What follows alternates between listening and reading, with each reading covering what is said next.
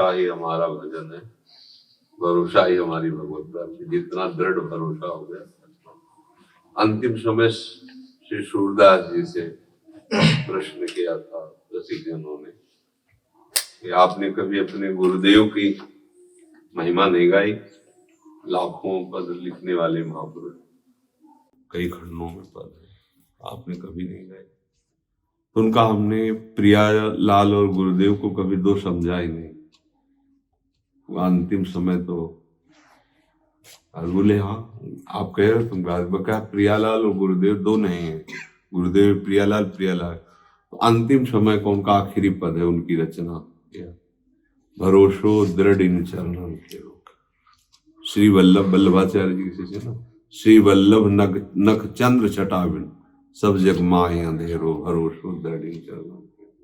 पूरा वर्णन करते हुए आखिरी पद में कि सूरदास जी कहते कि हम क्या वर्णन करें, हम तो अंदर और बाहर दोनों जगह से आंधरे हैं। सूरदास द्विविधि आंध्रो बिना मोल को चेरो। ये आखिरी बात जो है ना, ये उपासक की सिद्धि है।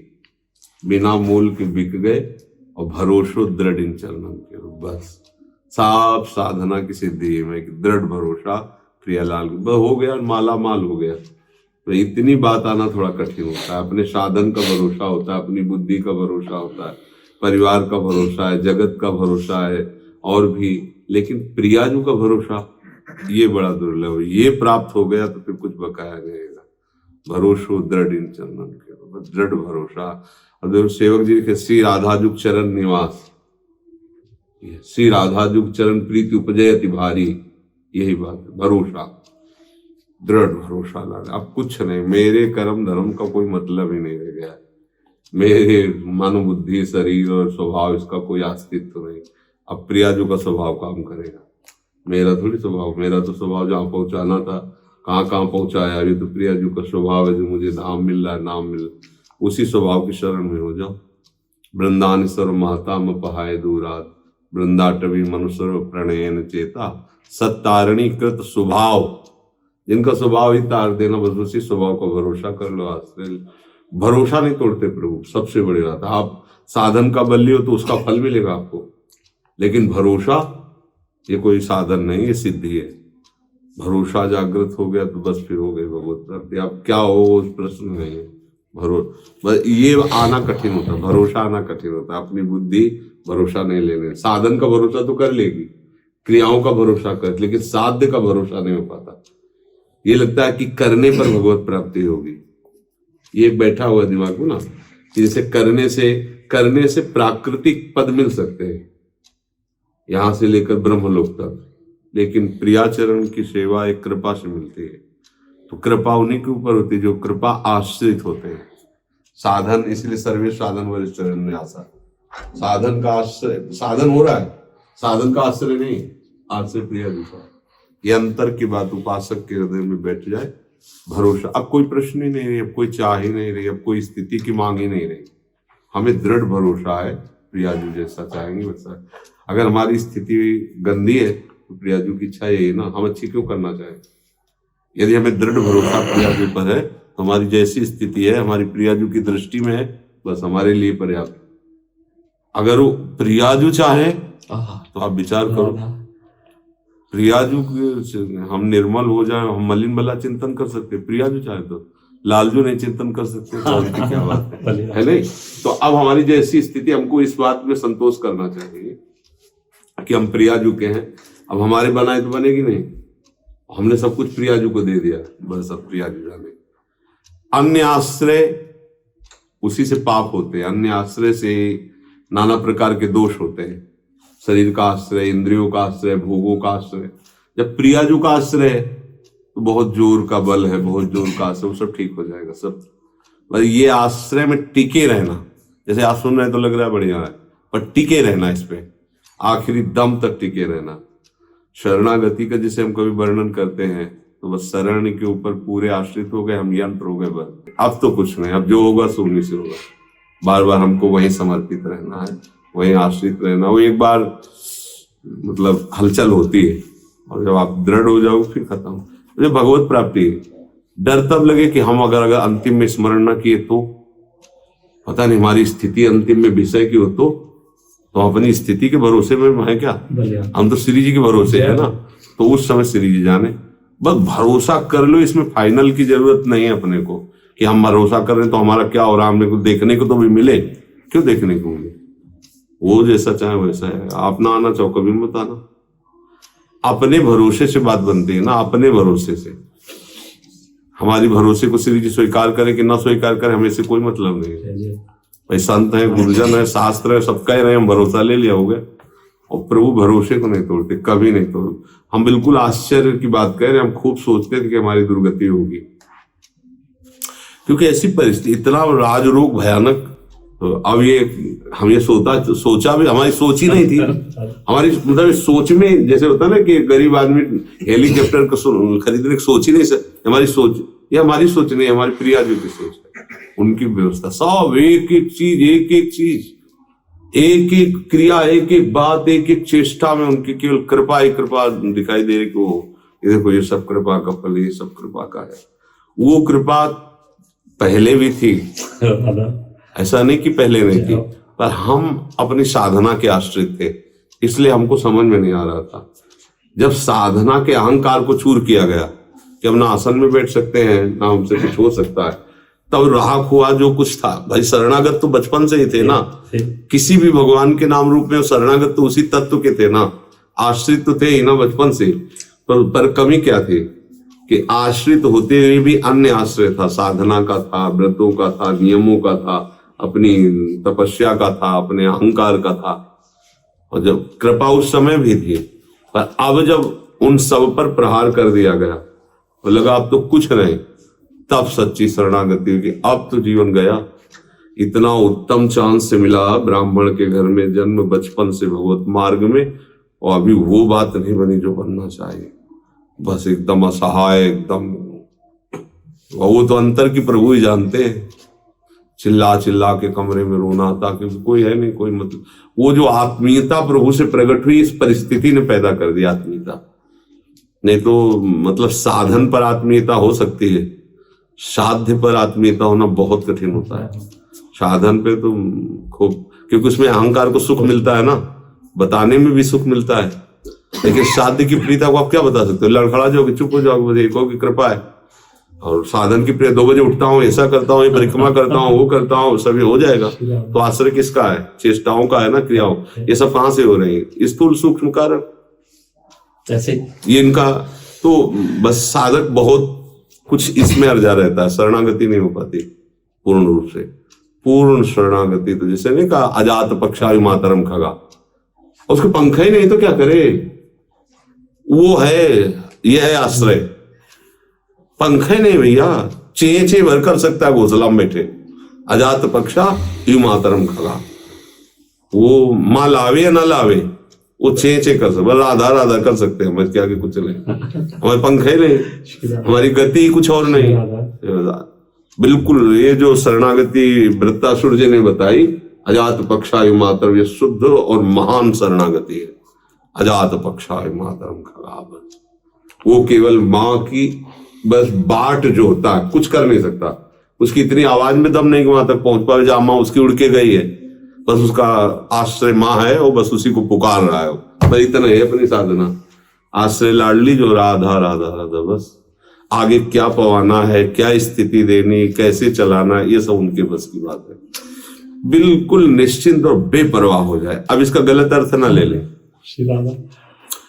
कि अगर आप इधर के लिए तो अजात पक्षा, उधर के लिए गरुड़ जैसे पंख है तो फिर गड़बड़ हो जाएगी। उड़ नहीं सकते तो ना दक्षिण उड़ सकते हो, ना उत्तर उड़ सकते हो।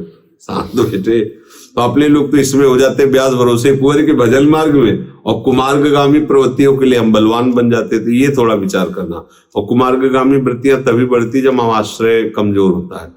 आश्रय कुछ अच्छा नहीं लगता, मतलब क्या है। कभी ऐसा हुआ भी तो इतना पश्चाताप, इतनी ग्लानि होगी कि आप आगे कदम नहीं रख पाओगे कुमार्ग में। और धीरे धीरे धीरे धीरे आपको इतना घृणा, नफरत हो जाएगी अपनी उस वृत्ति से, मतलब आप बाहर एकांत में, छी कैसा यार गंदा मन है, बार बार ऐसा धिक्कार उसको देगा, छी कैसे आचरण करा रहा है, बताओ प्रिया जो होके भी कैसे आचरण करा। वो अपने आप, ये सब वहीं से प्रोसेस शुरू है। नहीं, लोग गंदा करके ऐसे करते हैं, कोई नहीं जान पाया, और बड़ा गर्व करके अपने मित्रों से बताते हैं, पता उसको फंसा लिया, ऐसा कर लिया, वैसा कर लिया, इतनी बेईमानी कर ली, इतनी चोरी कर ली।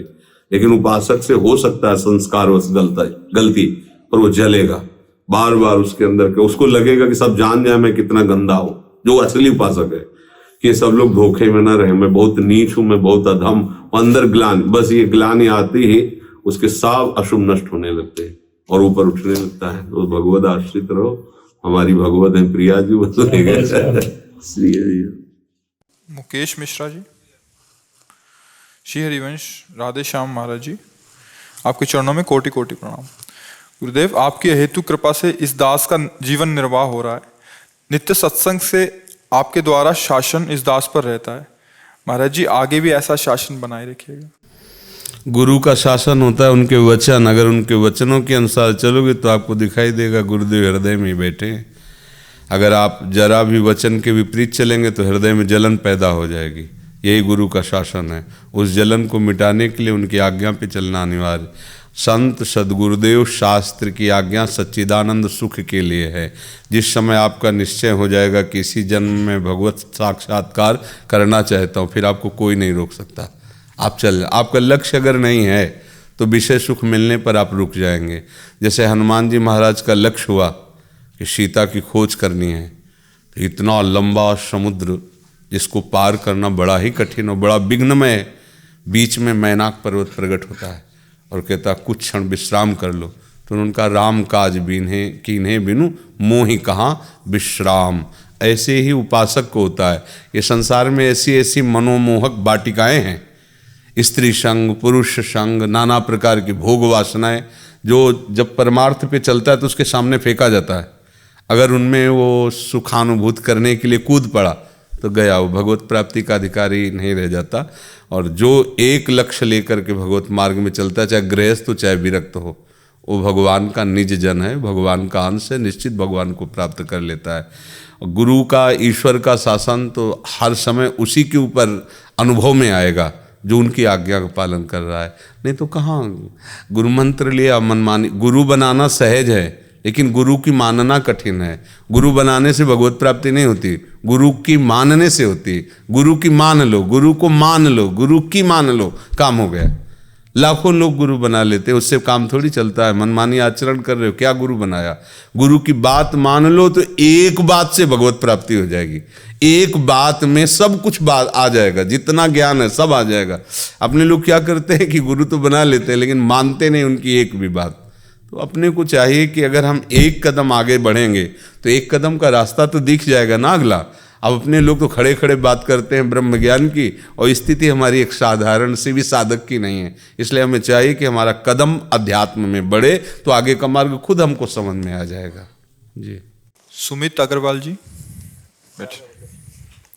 गुरु महाराज जी, आपके चरणों में अनंत कोटि प्रणाम। गुरु महाराज जी, आपसे निवेदन है कि आप कृपा करके आशीर्वाद प्रदान कीजिए कि राधा वल्लभ श्री हरिवंश मुझ पर प्रसन्न होकर अपने साक्षात दर्शन प्रदान करें, अपनी अखंड भक्ति प्रदान करें।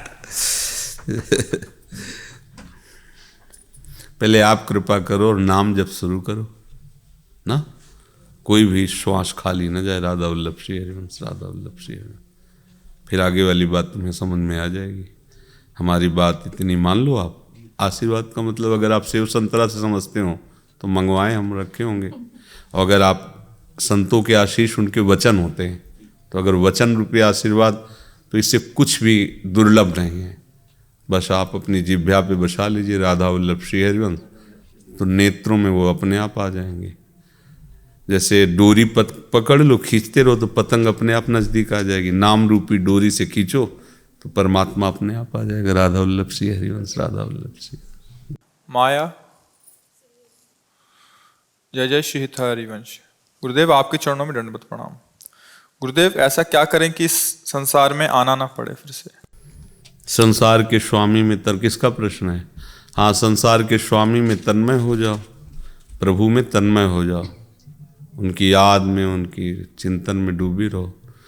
जब तक संसार का चिंतन होगा तो आना जाना पड़ेगा, और संसार का चिंतन हटा, अनन्य चेता सततम यो माम स्मरति नित्यशः तस्याहम सुलभा पार्थ नित्य युक्तस्य योगिनः, जो मेरा अनन्य भाव से चिंतन करता रहता है मैं उसको सुलभ हो जाता हूँ, मैं उसे प्राप्त हो जाता हूँ। और भगवत प्राप्त होने पर फिर संसार में नहीं आना पड़ता, नहीं तो पुनरपि जननम पुनरपि मरणम पुनरपि जननी जठरे शयनम, ये सब चक्र चलता रहेगा।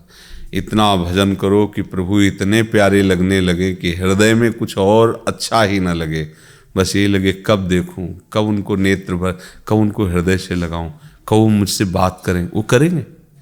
जैसे देखो, अब अपने जैसे गांव में रहते हैं, किसी से कोई परिचय नहीं, उससे को कोई राष्ट्रपति है यहाँ का, भारत का एक राष्ट्रपति है, एक प्रधानमंत्री, एक राजा है, तो उसको लगेगा अत्यंत दुर्लभ है मिलना, हमारा परिचय नहीं, पता नहीं कैसे, कुछ परिचय नहीं, कुछ पता नहीं। आप पढ़े लिखे तो जान रहे हैं कि हाँ एक प्रधानमंत्री, एक राष्ट्रपति, एक मुख्यमंत्री होता, आप उसको जानते, और आप ऊंचे, तो आपको लगेगा कि मिलना कोई ज़्यादा दुर्लभ बात नहीं, लेकिन खास बात हो मिलने की और हम प्रयासरत हों तो हम राष्ट्रपति से मिल सकते हैं, मिल सकते हैं, आप प्रधानमंत्री से, क्योंकि आप नागरिक हैं देश के।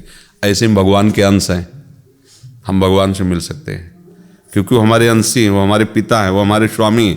पर खास बात, भगवान से मिलना अंदर से चाहते हो, उस चाहत की बात है कि और सब चाहते मिटा दो, तो भगवान अपने आप आपको मिल जाएंगे। तो तभी जब भगवान मिल जाते तभी खेल खत्म हो जाता है।